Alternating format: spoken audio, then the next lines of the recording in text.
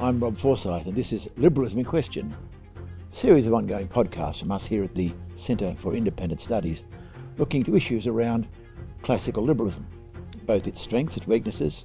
We like to hear from its supporters, its critics, and those who are kind of nuanced. I'm delighted that joining us today is Dr. Rachael Kohn AO. Rachael is a scripture scholar, sociologist scholar, and a broadcaster for many, many years in the ABC. Rachael, welcome. It's great to be here, Rob. Rachael, you've recently given the lecture for the Acton lecture here at the CIS on covenantal democracy.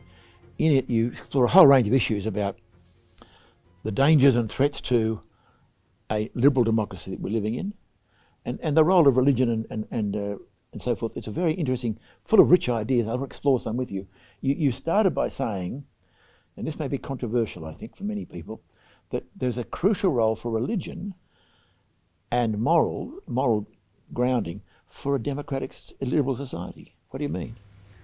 Yes, I think some of the earliest observers of democracy, particularly Alexis de Tocqueville in the 19th century and closer to the 20th century, Max Weber and others who looked at the earliest experiment in democracy in America, recognized that religion played a very important role. And anyone who knows a little bit of the history of American democracy would know how important the idea of a covenant is. And that is, of course, straight from the Hebrew Bible. Let me slow you down. What is a covenant? A covenant. Well, let's look at the earliest and original covenant in the Hebrew Bible between the people of Israel and God, who are required to obey a set of laws that comes with responsibilities. Right, so it's kind of an agreement. It's an agreement, and it's one that has very serious social ramifications because it sets out how you are to behave toward your parents, how you behave toward your neighbors, and how you behave toward the stranger. And these things are absolutely central to a society.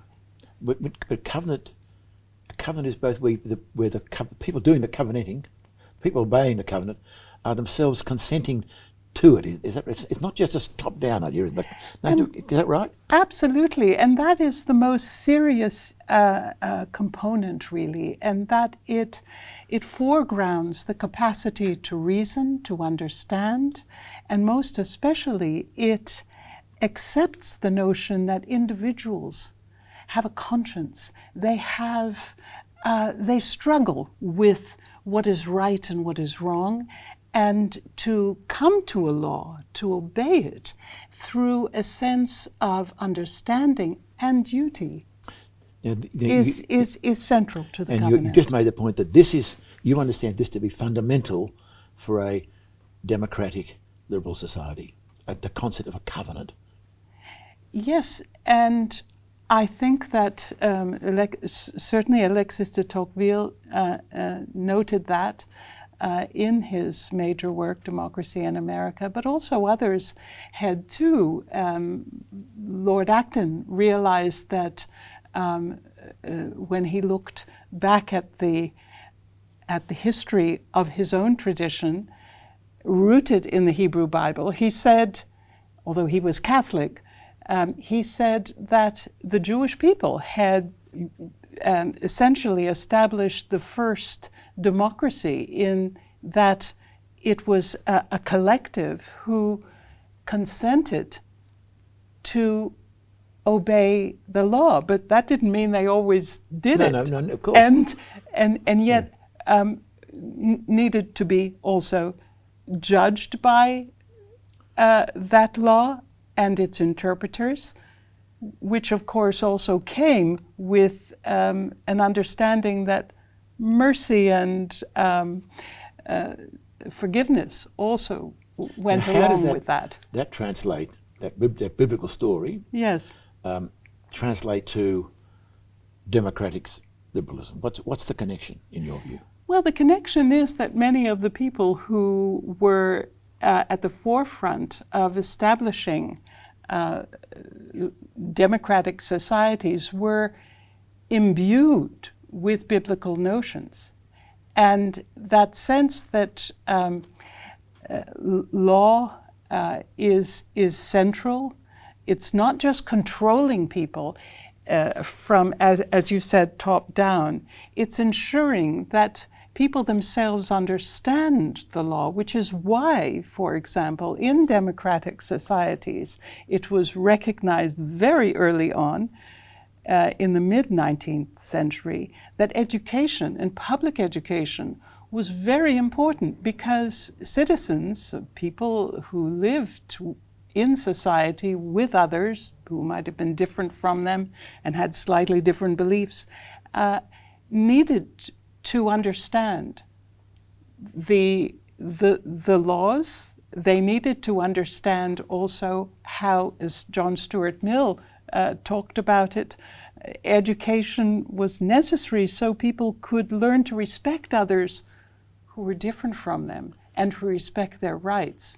So education is very much part of that tooling up of a democratic society. I'm not right, the initial founders, certainly of the American Republic and elsewhere, weren't that, but they were anxious about democracy, the rule of the mob, because they feared they were not educated. Although I've just been doing some research for another podcast I'm going to do shortly, yes. And Adam Smith was a great believer in education for that very, very reason. Absolutely. The mob was fearful, and as we know... Still is sometimes. It certainly is. It can be stirred up as quickly as tinder can catch fire. Yep. And it happens regularly throughout history.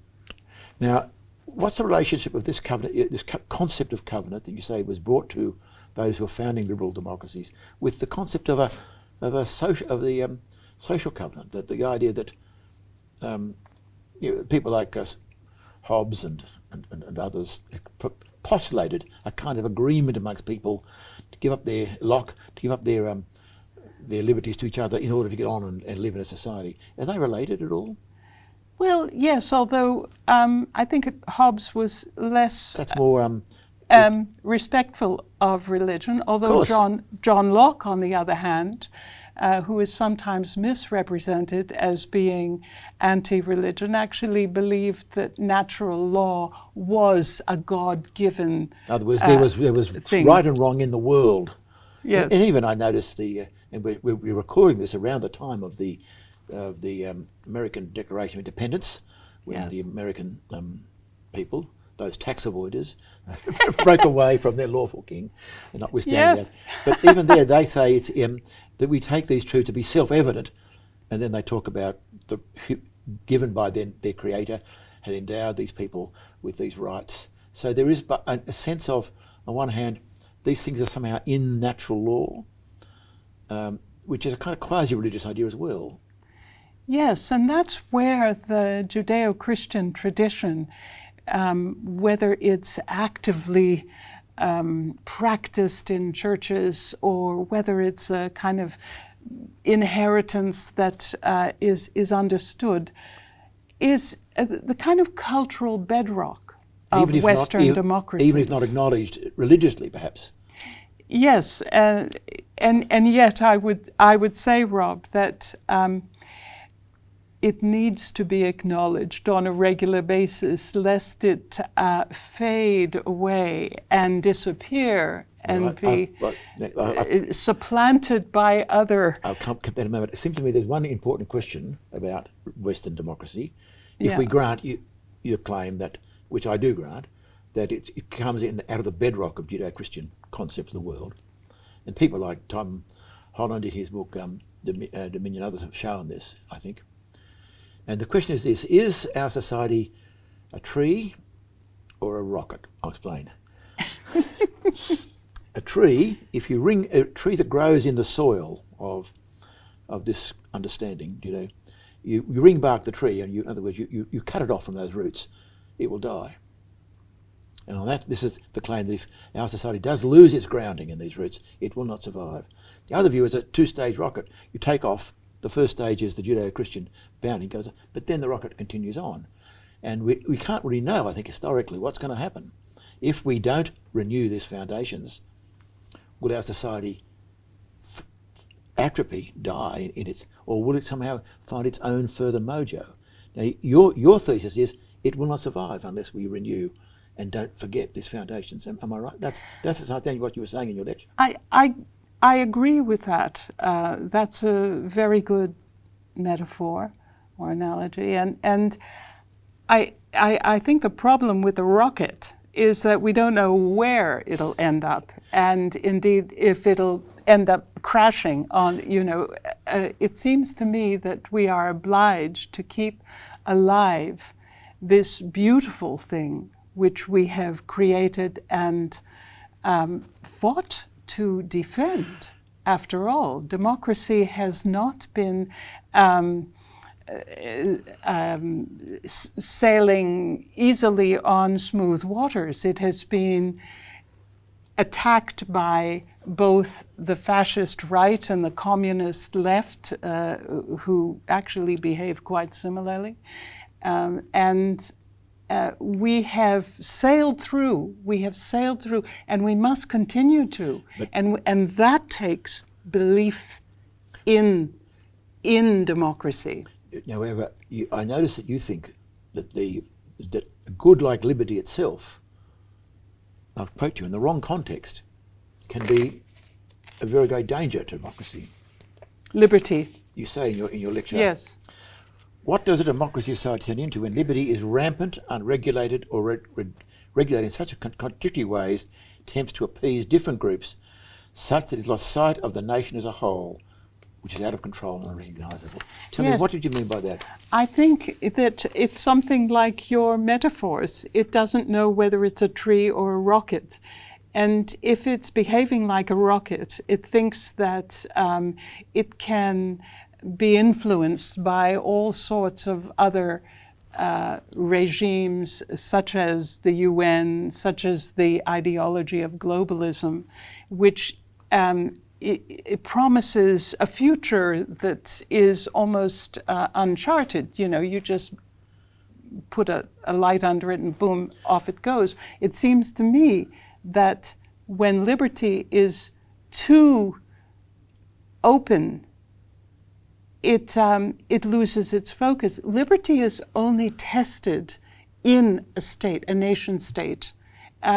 Liberty is only proved in a democracy, and you have to acknowledge or define what that democracy is. Otherwise, if liberty is just liberty, it ends up being nothing. It just floats off into kind of a globalism. Now, tell me, that's twice now you've criticised.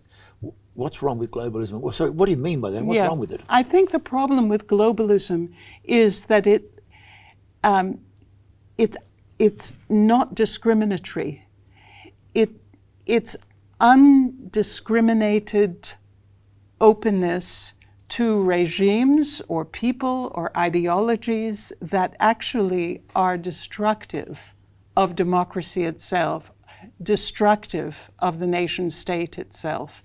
When it's a bit like if you've got a house and and it's your home, and you keep all the doors and windows open, the front door, the back door, all of the windows, anything can come in and out. Pretty soon it's not a home, it's actually just a way station onto somewhere else. And that's what I was arguing, that in a sense, Australia is on its way to becoming a nowhere nation if it can't actually define what it stands for. And what it stands for, what it stood for originally, was democracy, liberal democracy, and one with a Judeo-Christian foundation of values, which is not to say that people from other traditions cannot come in. It's just that... That was my next question. Yes, well, your next question. No, you want to... No, give them that yes, question. I'll go on. What does it mean for the massive immigrant situation? I would compare it to the church. The church has within its worldwide congregations, people who speak many different languages, come from many different racial origins and countries and ethnicities and practices, traditional practices, some inherited ethnic practices. And the church brings them in, but it does not change its foundational values or expectations. If it did, then it wouldn't be the church any longer. And that has happened to some parts of the church. It has happened. And, yes, and it is always a danger. But it seems to me that the country, the nation state is a bit like that. Right. And it should think of itself that way, that it has these bedrock values and expectations and laws and what it stands for, what its destiny is, as it were. Now, there's been a lot of pushback against that in the last 30, 40 years. Right? There certainly has been.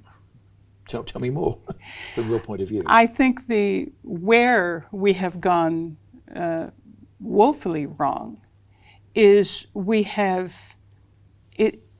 become enamored of the concept of minority groups and believing that somehow to be a part of a minority is to be special, better than, protected.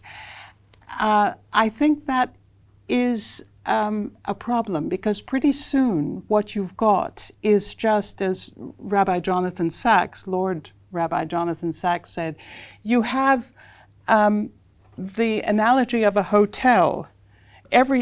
All the different groups are in the different rooms, but nobody owns the hotel. It's not a home, it's a hotel. So who can defend it's the interesting hotel? Because this emphasis on minority groups was a reaction against what was often thought to be an over-impressive majoritarianism thing. Now, you're yourself a practicing Jew, am I right? Yes. Now, that's a minority group. It is a minority group, but one that has been here since the First Fleet, 14 Jews on the First Fleet. And by the way, the founding president of the Australian Zionist Federation was Sir John Monash, who fought valiantly for this country, as did many, many Jews. Arguably the best general we've ever had, if I might say so. Well, my question is not that. It's that do you feel that the Jews in this country, at present you're arguing for being part of the ground of that underpinning, but have there not been times when you've also felt marginalised by the majority, namely us, or the sort of culturally Christian centre? Or have the Jews always felt part of that? Well, I think, until recently. We'll come back in a minute. Yes. Yeah. Well, I think in a liberal society, it is accepted that you can worship at your own house of worship. But it is also expected that you lean in, put your shoulder to the wheel for the country you live in, Australia, America, France, Britain. Both and. And that is actually, it has a certain frisson. It's actually quite enjoyable and wonderful to be able to go to your synagogue, your mosque. Hopefully there are people who go to their mosque and feel still very strong about defending Australia as a democracy. But today I think there's a big question mark over a lot of that. But still, the idea that you can be part of, have your private tradition. But what is very important, and I think what Jews always felt, was that their tradition, their traditional values, very much supported the liberal democratic society. And they do that because democracy, as I said earlier on, comes from the Judeo-Christian root. And that is a very honorable history. Just to comment about democracy, because democracy its first use was used in the Athenian Greek culture, which is not Judeo-Christian. No, but it was a very different kind of democracy. It was a democracy that only allowed the elite men to be part of it. The mob were not very they didn't have much in the way of rights or responsibilities. Right. It was very much an elitist So you movement, hold that the organization. Judeo-Christian is in principle, not always in practice, in principle, non-elitist. Sorry, say So that therefore, the Judeo-Christian concept of democracy, in principle, not always in practice, I know, has been anti-elitist. It's Absolutely. Every member of Israel obeys the Torah, either from the king to the lowest. Absolutely. That's the difference you're saying. That's right. And the Hebrew Bible was very punitive to even its most anointed. Yeah. So nobody gets away with bad behavior. So in Australia, one of the great challenges to what you've been saying is a belief that there's something deeply wrong with our history, and particularly concern that it was, particularly the settlement of indigenous lands, somehow makes Australia questionable, even illegitimate. This is the great issue about history. Any thoughts about how we negotiate the darker sides of Australian history without losing what you want us to keep? Well, there's been a great deal of that for a long time. I mean, there are Aboriginal councils all over Australia, but I think the Indigenous people are being failed by their own Aboriginal councils, much, much more than they are being failed by the majority white population, and that's a fact. Yes, I think you may well be right. I was thinking not so much about the present state, but about the fact that Australia, I believe every country has got dark pasts. There's no pure past. But we're now for many years, Australia ignored its past, the great silence about the past. Now there's nothing but talking about it in reaction. And there's a concern that how do we acknowledge the violence and disposition that is true in Australian history without losing the thing that is most valuable about us? And I think that's the great challenge at the moment, because the people who are often attacking the viewpoint you're giving are saying, this is a lie, this is rubbish. We're a settler colonialist nation. We are illegitimate. And how do we acknowledge what truth they've got to tell us, and there is some truth in that, without losing what you think is crucial for us?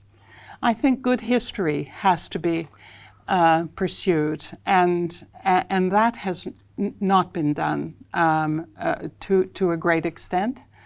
The truth-telling has to go in both directions, and that is the problem with the current push towards a kind of Indigenous Disneyland, as Bess Price has characterized how white, often anthropologists, came in, and what they were looking for was some kind of Indigenous Disneyland where everything was beautiful and wonderful, when in fact it wasn't and isn't. And the only way, I think, to come to a modicum of, as you say, a balance or a reckoning, is to tell the truth, and the truth has to go in both directions. So we both have to acknowledge our dark sides as well as our good sides. Absolutely, and because that is, it does tend to be one side. We are the wonderful settlers, all those terrible natives. Then we flick it, the noble savage. We're either way. It's binary like this. It's binary, and it's work. not true. No. And in fact, one of the things I used to do on Radio National on the Spirit of Things, I think it was, although I also had a program before that, Religion Today, I spoke with Indigenous people who had a past from mission stations and how important the mission stations were. And I needed to tell that history, because the idea that Christian missions were all punitive and terrible and cruel was simply wrong. But you get people who simply don't want to hear that story. In fact, sometimes even the archives are locked and shut, so you can't even get to the true narratives that right now in Western Australia. I mean, there's a lot of funny business going on in so-called academia, and we need to get to the true stories. And right now, unfortunately, these so-called truth commissions are not doing that either, because they are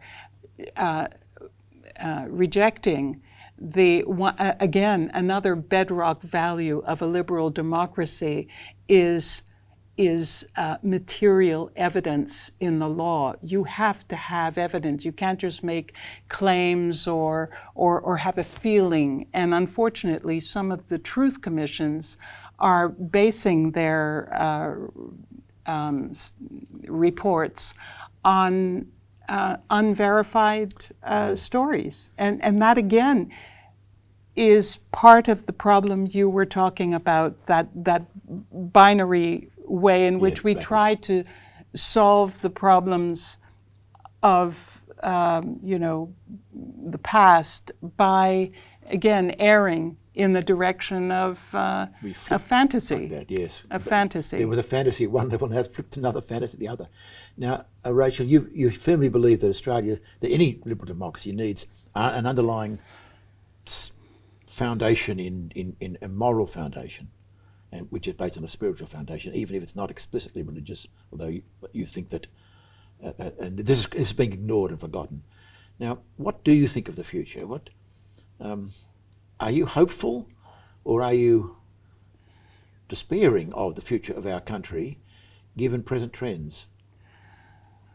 Rob, I am despairing about the West generally, and yet I believe that I have encountered enough people who really care about the future, who really want to pull Australia back to the kind of country it was that would not have tolerated the degree of anti-Jewish violence that has been the norm now for the past 2.5 years. And I am hopeful that enough people care who are concerned about the education system now, that is simply, for example, it's not teaching any areas that it thinks might upset Muslim students, so they're not teaching the Holocaust, they're not teaching.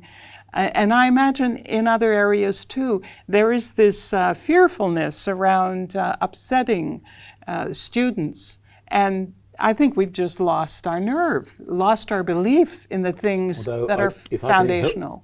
Try and pull you for a little bit from the slough of despair. It's Forsyth's law of overreaction. By pushing so far on all those matters you've mentioned, we're now seeing pushback. Right? Yeah, because we are seeing some of the silly, some overreactions create.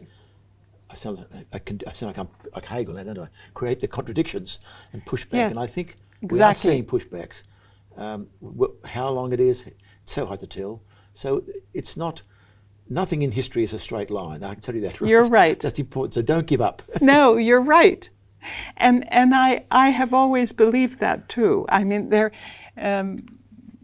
I actually said this a long time ago when I was at a Jewish Studies conference here with Rabbi Apple. Remember when he was the late Rabbi Apple, and there was a lot of concern. Oh, the Jews are disappearing. They're intermarrying. They're going down. And I said, the wheel turns and things change. I'm very sorry to say they have changed in a very bad direction at the moment. And we are, Jews of Australia and also in Canada, Britain, are in great despair and fear.